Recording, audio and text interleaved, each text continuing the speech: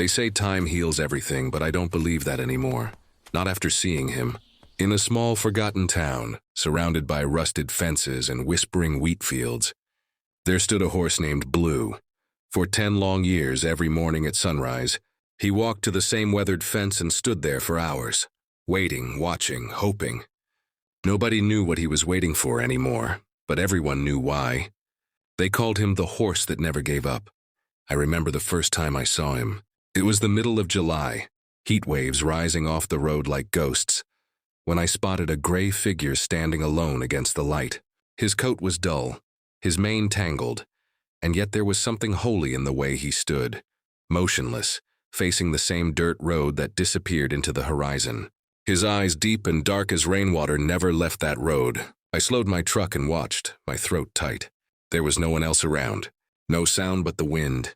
And in that silence, I swear I felt something sacred, a kind of loyalty humans don't understand anymore.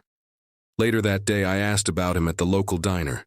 The waitress, an old woman with a voice that carried the weight of 1,000 stories, smiled sadly.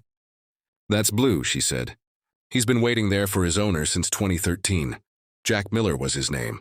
Good man, hard life." She poured my coffee and continued. "Jack left for the war one morning. Told that horse he'd be back. Folks said Blue chased his truck down the road till he disappeared in the dust. 10 years and he's still waiting." I stared out the window, speechless. "No one's been able to move him," she added. "He won't leave that fence, not for food, not for shelter. Guess some promises go deeper than reason." The next morning, I drove out to the Miller Ranch just to see for myself. The house was long abandoned, roof caved in, porch eaten by weeds. But the fence still stood, leaning and splintered, carved with 2 initials, J+B, and there he was, like a ghost guarding memories that wouldn't die. I got out of the truck and walked slowly toward him, boots crunching on dry grass. "Hey, boy," I whispered. His ears flicked toward me. He didn't flinch, didn't move, just kept staring down the road. I saw scars on his muzzle, the faint outline of where a halter used to be. Something about him hit me hard. The way he looked strong and broken at the same time. I pulled an apple from my pocket and held it out. He didn't eat it, just leaned in close enough for me to feel his breath on my hand. Then he turned back toward the horizon like I wasn't even there. For weeks I went back. I brought him hay, brushed his tangled mane, talked to him about nothing. He listened without moving, like he was afraid that if he blinked, the person he was waiting for might appear and he'd miss it. Sometimes he'd lift his head suddenly when a truck rumbled down the distant highway, his ears pricking, muscles tensing, only to drop them again when the sound faded. That single motion, hope and heartbreak in one breath, haunted me. I asked around more about Jack Miller, and each story I heard made it worse. He'd been a local ranch hand before he enlisted, the kind of man who'd give you the shirt off his back. When the war came, he left everything behind but Blue. "I'll be back soon," he told the neighbors. But the letters stopped coming. The town assumed he was dead. No one told Blue. Then one night, a blizzard hit the valley. The wind howled like a wounded thing. I drove out to check on him, headlights cutting through sheets of snow. The world was white and endless. I found him standing in the storm, half buried in snowdrift, icicles hanging from his mane.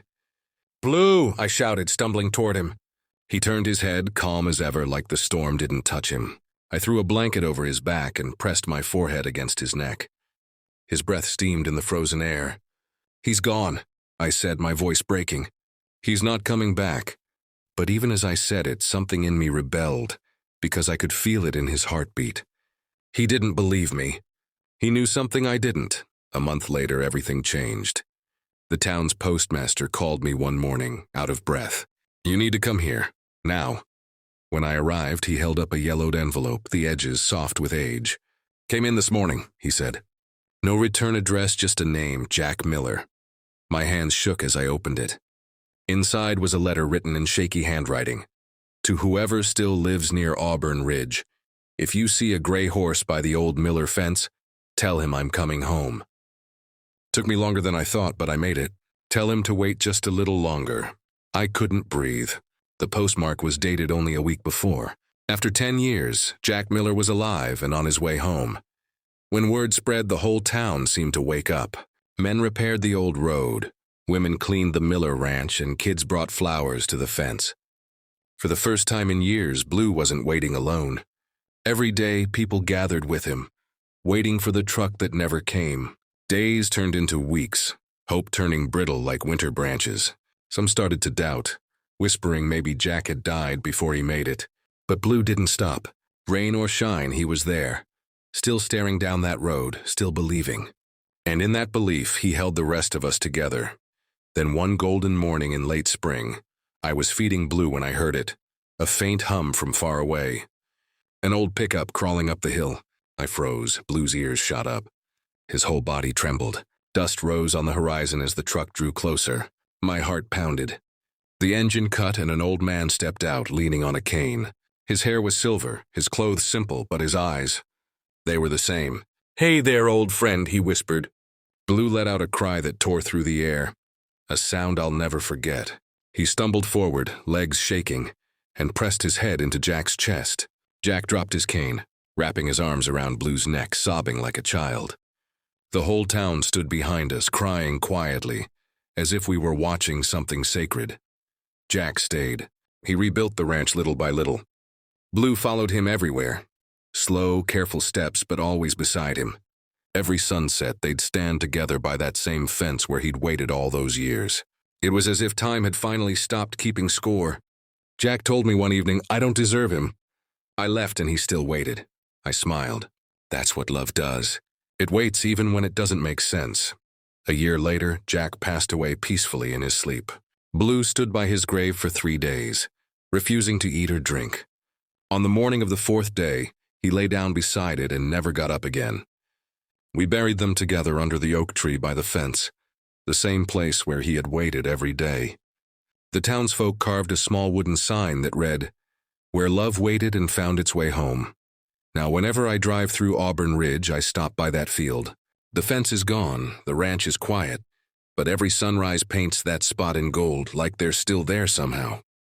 Sometimes, if the wind is just right, I could swear I hear the faint echo of hooves and a man's laughter in the distance. And every time I'm reminded that love doesn't forget. It doesn't fade. It doesn't count the years. It just waits until waiting becomes finding. If this story touched your heart, don't forget to like, comment, and subscribe, because somewhere out there, another soul is still waiting for their one-horse story.